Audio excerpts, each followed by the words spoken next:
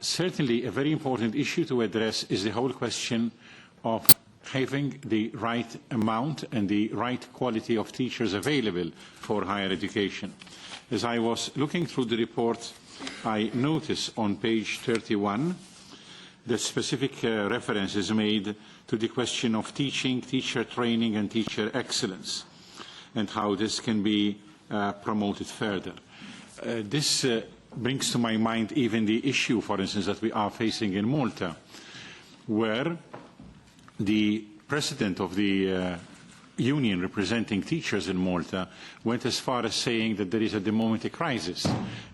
in not having the right number available, and the crisis also related to not placing enough resources, enough salaries, enough motivation for the teaching profession, which in fact led to a recent circular issued by the Department of Education in Malta calling upon university students to act as teachers themselves in a number of areas. So my question would relate, how further can we promote the teaching profession in its own right?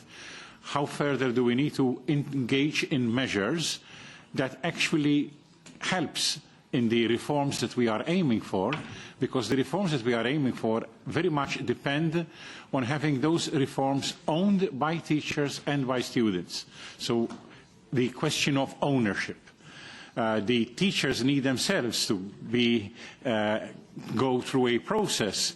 where their methods, where their approach, where their whole system on education, and that can only result from motivation and right conditions, but also from retraining, retraining from the method of simply passing on academic information accumulated throughout the years, through all the new methods of education, through more engaging, through more research, through the more international outlook,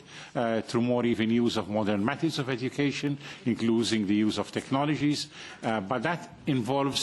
a process of ownership.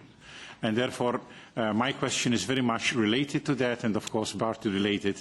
to what we are experiencing in Malta, where this crisis is being experienced because of lack of motivation for teachers. Thank you.